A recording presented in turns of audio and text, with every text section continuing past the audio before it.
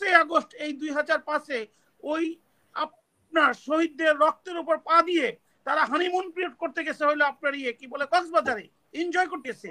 তারা এখন এই ফেসি শেখ হাসিনার সাথে ব্যয় করার জন্য, তাদেরকে সন্তুষ্ট করার জন্য এই ইলিশ মাছগুলো কোনো লোকই বিশ্বাস করবে না।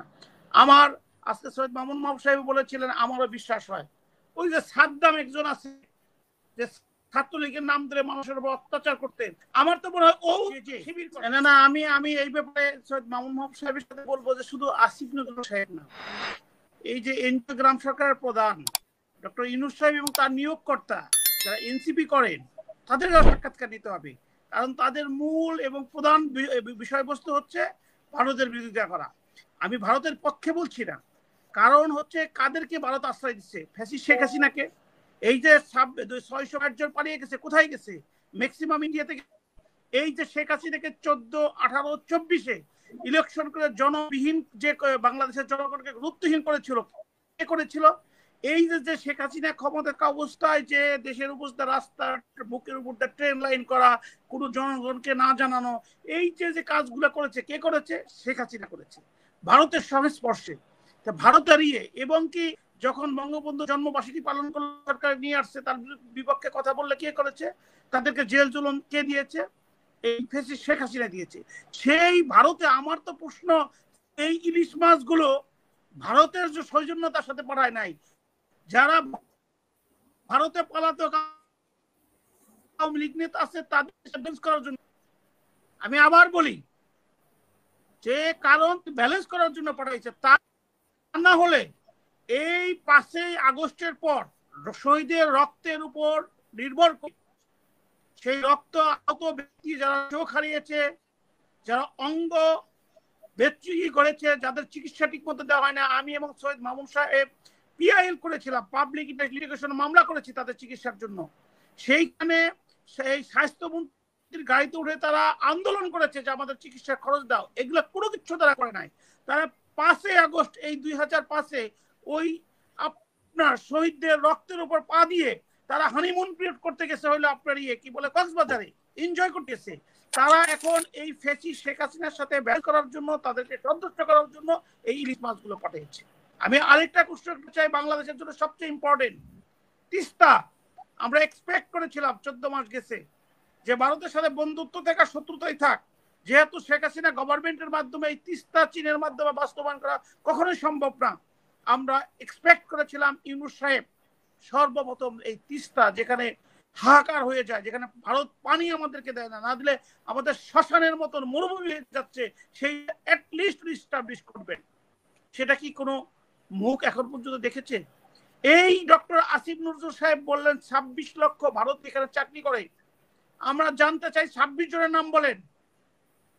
এখানে ভারতকে সুবিধা দেওয়ার জন্য আমরা সবাই ভারত বিরোধী।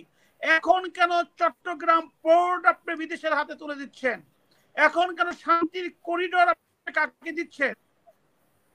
এই প্রশ্নগুলো আমাদের কেন করেন? এই প্রশ্নগুলো তাদের করতে হবে। প্রশ্ন হচ্ছে, উত্তর হচ্ছে একটাই, আমরা একটা গ্লোবাল ভিলেজে বসবাস করি। আমাদের প্রথম এবং প্রধান দায়িত্ব হচ্ছে আমাদের নিজেদের স্বকীয়তা গঠন করা, আত্মনির্ভরশীল হওয়া। আমাদের প্রথম কাজ হচ্ছে নিজেদেরকে উচ্চ শিক্ষায় প্রতিষ্ঠিত করা, যাতে আমাদের প্রত্যেকটা ইউনিভার্সিটি, আমাদের কলেজ, আমাদের শিক্ষা, সেগুলোর মান যেন এমন পর্যায়ে আসে যেটা ডক্টর মোহাম্মদ ইউনূস সাহেবের কাছ থেকে আমরা এক্সপেক্ট করেছিলাম, ওই ডক্টর আলী রিয়াজ সাহেবদের কাছ থেকে এক্সপেক্ট করেছিলাম। আপনাকে মনে করে দেই, এই দেশে তারা এসেছিল দেশটাকে ধ্বংস করার জন্য। যে দেশে একটি মাত্র ভাষায় কথা বলি, একটি ম্যাক্সিমাম 90% লোক মুসলিম, সমস্ত দেশ সমভূমি, সেই দেশকে দ্বিধাখণ্ডিত করার জন্য ওনারা কি বললেন, এইখানে আপনি প্রদেশ করবেন। আর ওনাদের বাপদাদার দেশ পাকিস্তান প্রদেশ আছে। পাকিস্তানে গতকালে খানের ওখানে কত আর্মিদের সাথে কতজন লোক মারা গিয়েছে, ওনাদেরকে প্রশ্ন করেন। বেলুচিস্তানের অবস্থা কি? করাচির আপনার পাঞ্জাব পুরা পাকিস্তানকে শোষণ করে এখনো কি সারা পৃথিবীর নন্দিত নেতা ইমরান খান সাহেব জেলের ভিতরে আছে। আমাদের দেশকে ওরা প্রদেশ করবে।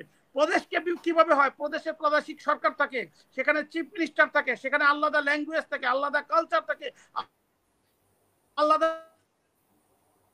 পার্লামেন্ট থাকে ওনারা বিদেশি ডিগ্রি নিয়ে ইনভেস্ট করবেন। কয়টা যে ডক্টর ইউনূস সাহেবের বিস্তৃতি সুনাম গুডউইল বাংলাদেশের চেয়ে বেশি। অনেক ধন্যবাদ আশরাফ ভাই, আপনাকে শুনতে পাচ্ছি, আপনার ইন্টারনেটে অনেক সমস্যা করছে। এখন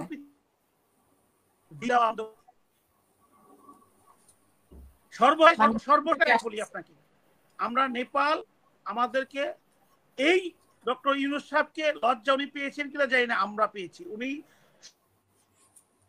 শপথ নেওয়ার সাথে সাথে ইলেকশন, আর এই মুহূর্তে গণমানুষের দল বিএনপি 16 আর জেল জুলুম খেটেছে। ওনারা তো অস্ত্রের ট্রেনিং নেয় নাই, ভিডিও বার্তা দেয় নাই যে দেশটাকে ধ্বংস করে দাও। ওনারা গণতান্ত্রিক পথে করেছেন। এখনো তারেক রহমান সাহেব ওনারা যে গালিগালাজ করছেন, তারপর উনি প্রতিনিয়ত বলে যাচ্ছেন আসেন আমরা সকলের মত সকলের সাথে পরামর্শ করে। উনি কর্মীদেরকে সতর্ক করে দিচ্ছেন যে আমাদের অবস্থা 5 আগস্টের চেয়ে খারাপ হবে। আজকে শুধু এই কথা বলবো যে আমি বাংলাদেশের ইউনিভার্সিটিতে পড়ার সৌভাগ্য আমার হয় নাই, পাই নাই, জন্য বিদেশে পড়তে গিয়েছিলাম। আমরা যদি অতীত ইতিহাস দেখি, যারা বিপিজিএস ডাকসু বলে বিভিন্ন হয়েছে, তারা রাষ্ট্রীয় ক্ষমতায় অথবা দেশের মূল রাজনীতির সাথে কি পরিবর্তন করতেছে। ছাত্ররা তাদের সুবিধা মতো তাদের হল প্রবলেম, তাদের এডুকেশন প্রবলেম, বিভিন্ন সুবিধার জন্য তাদের সবচেয়ে বিশ্বস্ত তাদের নেতাদের তারা ভোট দিয়ে থাকে। আমরা ঢাকা ইউনিভার্সিটিতে যারা জয় লাভ করেছে তাদেরকে অভিনন্দন জানাই, কিন্তু পরস্পর আবার তিরস্কার জানাই যে ছাত্রলীগের সেক্রেটারি জহিরুল হক ছিলেন আর আজকে শিবির হয়ে গেলেন আপনি। যারা ছাত্রলীগের সাথে থেকে নিরীহ ছাত্রদেরকে নির্মম ভাবে প্রহার করেছেন, অত্যাচার করেছেন, সমস্ত বিলেম দিয়ে দিলেন ছাত্রলীগের উপরে। আজকে আপনারা সেই ছাত্রলীগের নেতারা শিবির সেজে দিয়েছেন। এই যে আপনার প্রতারণা, এই যে আপনাদের হাইটনেস, আপনারা এই জাতিকে কি দিবেন? আপনাদের কোনো লোকই বিশ্বাস করবে না। আমার আজকে সৈয়দ মামুন মাহবুব সাহেব বলেছিলেন, আমারও বিশ্বাস হয়। ওই যে সাদ্দাম একজন আছে যে ছাত্রলীগের নাম ধরে মানুষের উপর অত্যাচার করতেন, আমার তো মনে হয় ও শিবির করে এবং শিবিরের এজেন্ট হিসাবে, কারণ হয়তো আর কেউ পালিয়ে যেতে পারলো না, ও তো ক্যান্টনমেন্টে ছিল না, ও পালিয়ে গেল কিভাবে? এবং তার স্টেটমেন্ট প্রতিদিন প্রচার হচ্ছে। কেউ ওর জন্য তো 32 আপনি ভাঙতে গেলেন, ওর বাড়ি করতে ভাঙতে গেলেন না। আর শেখ হাসিনা প্রতিদিন বক্তৃতা দেয়, একদিন বক্তৃতা তার বাড়ি ঘর আপনি রাষ্ট্রীয় বুলডোজার দিয়ে ভেঙে দিলেন। এখন কি ভাঙবেন? এখন তো কিছু ভাঙলেন না। তাহলে এই যে সাদ্দাম যে প্রত্যেকদিন ফেসবুকে স্ট্যাটাস দিচ্ছেন, সাদ্দামকে কিছু করছেন না, কারণ সাদ্দামও শিবির করে। আর শেখ হাসিনা শেখ হাসিনার ব্যর্থতায় কারণে যারা মুক্তিযুদ্ধকে, বঙ্গবন্ধুকে, স্বাধীনতাকে তারা ভালোবাসতো, উনি তাদেরকে পদদলিত শুরু করেন নাই, উনি তাদের মধ্যে এতই মমতা করেছেন যে উপরে আল্লাহর হুকুমে ওনার দেশ থেকে পালিয়ে যেতে বাধ্য হয়েছে। ধন্যবাদ।